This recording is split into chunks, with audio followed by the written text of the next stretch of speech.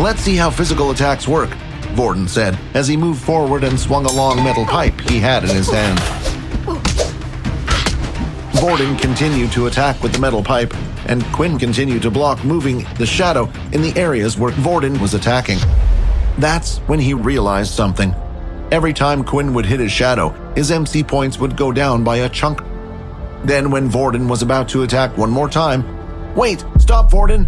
Quinn shouted. His shadow had vanished, and he had run out of MC points. The shadow acted as a type of shield.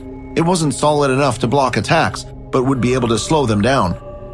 "Well, I can see why your ability is a level 6 now," Vorden said. "I think it's more to do with how freely you can use the shadow, and my example would be the skills." Quinn was happy with the results of the shadow ability, and hearing Vorden talk about made him feel even more confident. With the spar over, the two of them decided that once Quinn was fully rested and his MT points were back, they would exit out of the training center and go exploring again. After all, if they did nothing, they would soon start to starve, and Vorden didn't want another instance where Quinn got too hungry. Suddenly, 4 people appeared holding hands together on the street. As soon as they saw where they were, they immediately let go. "Is everyone here?" Faye asked as she did a head count. The homeroom teacher Dell was here, although he was still wearing clothing like he was ready to teach. Then there was the doctor, Hayley. She was dressed more appropriately, with high-end beast gear all over. She didn't look like her usual self in her white robe and looked almost intimidating. Then there was Leo. He was wearing light armor that fitted tightly to the skin, similar to Faye. Both of their abilities focused on speed, so it was important not to wear something too heavy.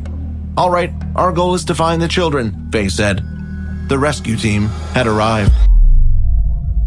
On Dell's back was a fairly large rucksack that looked quite heavy. As he walked with the group, his footsteps stomped the ground and his back was arched. "Why do I have to carry this thing?" Dell complained. "Right now you're the weakest of us 4, right?" Faye replied. "So if you want us to protect you, it's best that you carry the portable teleporter." "Fine, I understand that, but why even the need to bring the portable teleporter in the first place? Isn't the teleporter fine on this end?" Dell asked. "It's back up," Leo said. "Look around you and look at this shelter. It was basically the size of a city. Don't you think they had people protecting it as strong as us? I don't want to stay on this planet for long, and I don't want to find out what destroyed this shelter." Leo walked up front, and using his ability allowed him to see an aura around things. A beast's aura was always red, while humans' yellow. It also allowed him to see the aura through most objects, such as building walls and so on, allowing them to avoid any confrontation with beasts. As they continued to walk, Hayley had a question on her mind. "I've always wondered, which of you two are stronger?" Hayley asked. The two up front suddenly froze, and Dell looked at Hayley like she had no sense of personal questions. "Hey, you can't just ask something like that," Dell whispered. "It's okay," Faye said. "I can easily answer for you. It's Leo. I don't know if you two know this, but we had to practically beg him to join our ranks after the first war. Back then, he was only a private, but he had made so many accomplishments. It was unbelievable." Leo didn't say anything after that, in fact. He never spoke much in the first place. Finally, the group had arrived just outside the training center. "We'll make sure the portal is safe first, and then after we will go out looking for the kids," Faye said. "The entrance looks clear," said Leo. They walked onward and eventually saw the dead Rataclaws just outside of the entrance. "What happened here?" Hayley asked. "Do you think it was the kids?" "I think you mean kid," Dell added. "Only one of them has an ability, remember?" "Ah, Vorden is the original, correct. His ability is to copy that of others. Although we don't really know how it works, it could be possible. If he copied a strong ability, then I could see him being able to kill these rats," said Faye. "Well, if we find Vorden, we can go home, right?" Dell asked. "Are you suggesting we leave and not bother looking for the other one?"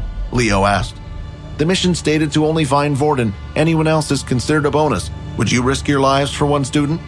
"When I joined that war, what do you think I was doing?" Leo asked. "I was risking my life for the sake of everyone." "Enough, you two," Faye snapped.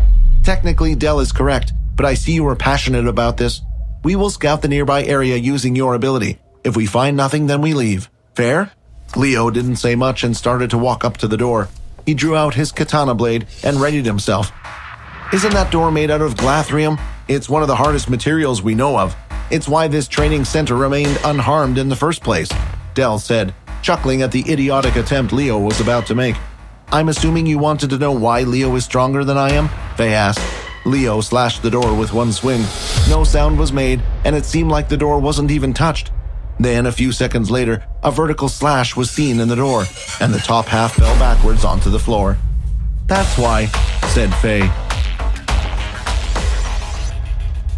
After entering through the Glathrium door, they continued to walk in the hallway, which was covered in darkness. Dell couldn't get out of his head how easily Leo was able to break the door. It wasn't like Dell was a student. He was a professor, too. He had participated in the war back then as well and never saw anything like what he saw today. However, it was clear to Dell that what Leo was using was at least a top-level beast-tier weapon. They had entered the reception area, where several doorways were leading to different sections of the training center. "Wait, stop," Hayley said to Leo and Faye up front. She bent down and studied the ground. "Can you see what this is? It's blood and leading that way," she said as she pointed to the living quarters. "How can you tell which direction it's coming from the stadium as well?" Dell asked. "Well, the blood tail, you can see that it's heading in the direction, and there's a lot of it, almost as if someone was dragged this way." "Come on, let's hurry. It could be one of the students," Faye said. They followed the trail until finally it led them to the hallway with a broken door outside and a ripped-apart chair. Faye peeked her head into the room with the broken door and immediately turned away. "Hayley, I think you better take a look at this," Faye said. Hayley took over and went inside the room, while Dell also took a look and turned his head away. "Did you see the body?" Dell said. "Its body was ripped in half, guts spilling everywhere."